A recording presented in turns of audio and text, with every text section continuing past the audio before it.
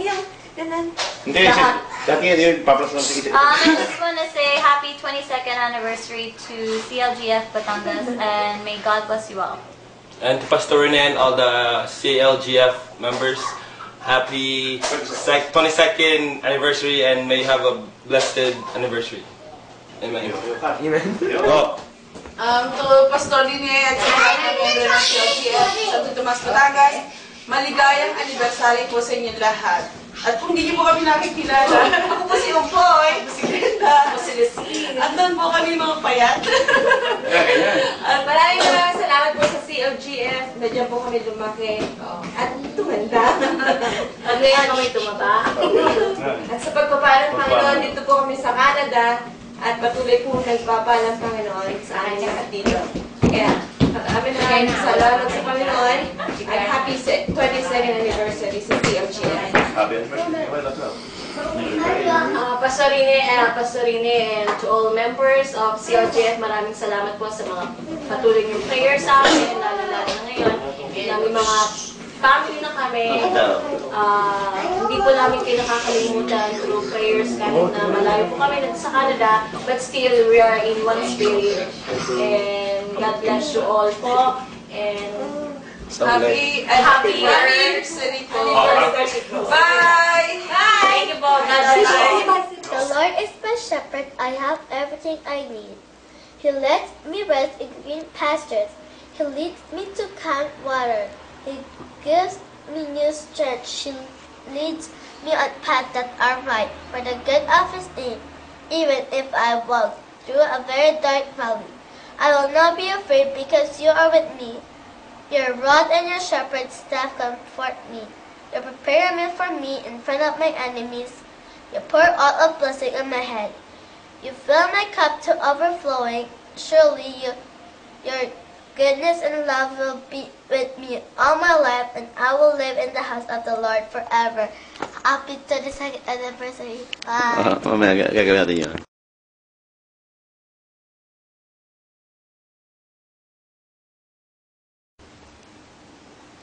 Go! Hello po sa inyo pong lahat ng mga kasama namin sa CLGF Batangas. Happy 22 anniversary. Year anniversary. Kamusta na po kayong lahat? Salamat po sa patuloy na prayers niyo sa amin. Sana po magkita-kita po tayo. At kami po ay mag-iipon para tayo ulit ay magkasama-sama. Kaya, Pastor Rene, kamusta na po kayong lahat dyan? Happy anniversary! Sa lahat po ng taga-CLGF Batangas, mga barangay, mga kapatid sa pananampalataya, happy 22nd anniversary! Medyo kami ay nuubo, dito nga nag-ibang kaya kasi nag-ais doon ng isang araw, nuubo. Si Pastor Rene, talagang nakasama yan, talagang kahit nasan ako, hindi kaya kalimutan, halong kitang Diyos, pangalawa ang CLGF, Pastor Rene, Kiadlor, sa mga nanay, sa young mothers, old mother, old pa kayo, matatanda, sa Fathers Committee, Ninong Nestor, led by Ninong Nestor, sa lahat ng mga sa fathers, sina Kuya Ruderoy, sina mga tatay dyan, kumusta kayo? Sa youth ministry, ano ba ang balita sa youth? Kaya may aktibo pa sa paglilingkod sa Panginoon. Lagi tayong may aktibo para makuha natin yung blessing. Sa children ministry, ang balita po, sabi nila, lagi kasi kami nagpasok ni Brother Santi, ni Michelle, kaya yung mga 50 to 60 na mga bata, napakarami naman. Ipag-pray niyo yun kasi kahit ako nandito, ang puso ko ay yung pa rin sa pagpapagawa, yung second floor ng pastor's house, kailangan ating pagawa. Huwag niyo basta ipapagawa, kundi ipag-pray yan na kung ano talagang plano ng Diyos doon, pagawa na tayo sa mga, sino pa bang nababati dyan? Sa music ministry ako, sa music ministry. Alam niyo, sa music talagang nagpapasalamat ako sa pagkat yung aking si Kiel ay lalong gumaling din sa pagka-drums. Ang hawak ko naman, nasa music pa rin kami, ang hawak ko yung bass guitar. At gusto nyo, punta kayo dito, napakalamig dito. Medyo malungkot, siyempre malungkot dito, hindi katulad sa Pilipinas. Alam ko na masaya kayong lahat diyan sa atin sa anniversary, 22 anibersaryo. Napakatagal na natin, medyo talagang matanda na ako, totoo nyo na eh. February 3, 1983 ako na born again, 27 years na akong born again, so matanda, halos panabay kami ng Christ the Living God sa Batangas.